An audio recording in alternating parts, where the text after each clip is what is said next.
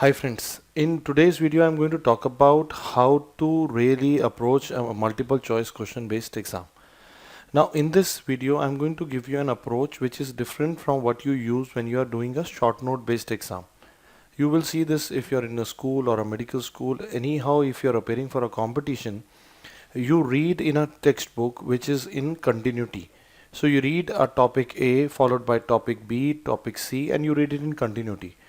And now what happens is, I have seen a lot of students, they struggle when they're reading in a text manner where their things are given in continuity. So you read a tumor like osteosarcoma, giant cell tumor, aneurysmal bone cyst, chondrosarcoma. You're reading all of this and it is all making sense to you. But what is happening in a multiple choice question is that you have to find out what is the correct answer out of the four given to you in the choice. And there I have seen some students struggle because they were always reading in the continuum manner. So they know a little bit about osteosarcoma, though they know a little bit about chondrosarcoma, little bit about giant cell tumor, a little bit about chondroblastoma, but they do not know how to rule them out.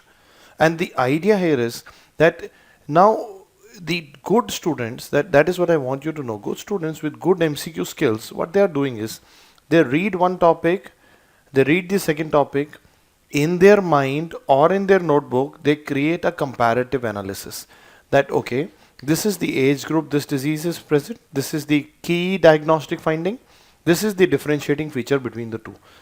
Now what is happening is, when you are doing things in continuum, what is happening is that you end up knowing a lot, but you really don't know how to rule out in the exam.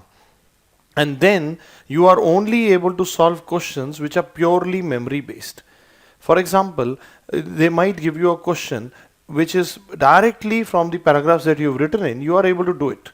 But if you see a question where you have to compare a renal tubular acidosis type 1 with type 2, or a tumor A with a tumor B, a serous cystadenoma of the pancreas with a mucinous cystic tumor of the pancreas, when you have to compare, you find yourself struggling because you never tried to create that kind of a concept or that kind of a exclusion method.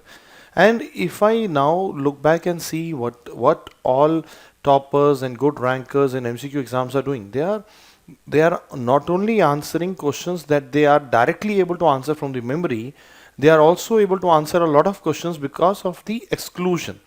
They are able to exclude out that, okay, this is not the answer, this is not the answer, because they always know when they are studying that they are always working towards how to rule out. So how to do this? Now my advice to everybody right now is, even if you're a second year MBBS, a first year MBBS, third year MBBS, whichever stage of preparation are you in, now onwards, try to create a summary notebook in with your notes, or with your, with the classes, with the notes, with the book.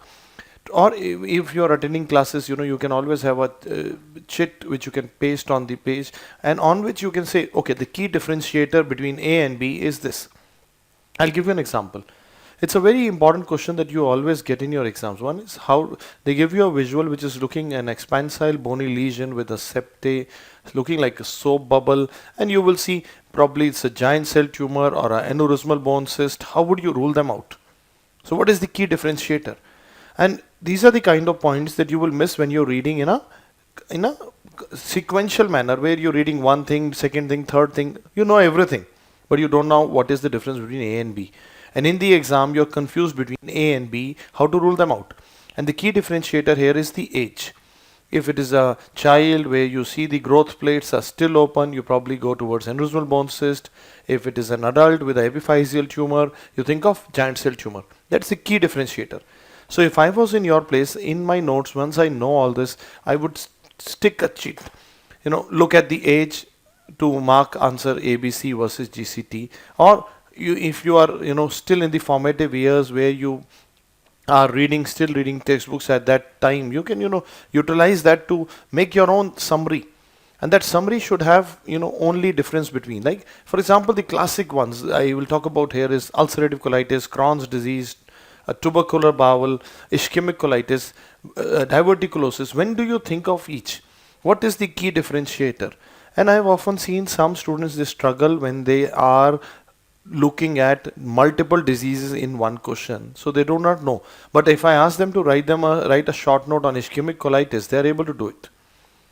So now let's try and understand now that ischemic colitis commonly occurs at the at the splenic flexure, because that is the watershed area between the superior mesenteric artery and the inferior mesenteric artery, while the diverticulosis usually occurs in the sigmoid colon.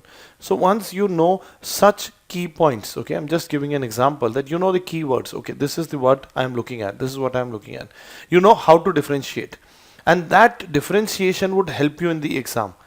So I'm saying that there are two approaches to reading. One is that you read something integrate, follow the theme, you're going on.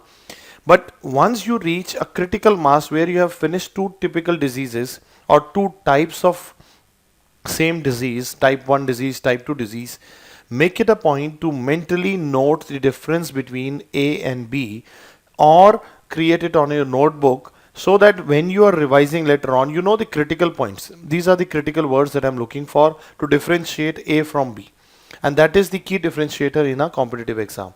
Competitive exam requires comparative study analysis, where you are able to compare a problem A with problem B, and you are able to rule out A on the basis of X, Y, Z points. Even if you don't know the answer directly from your memory, you're able to rule out A because of the points that you know already. So that is my message. Look at creating comparative analysis in your notebook. You will top the next exam. That is what I firmly believe. I wish you all the best.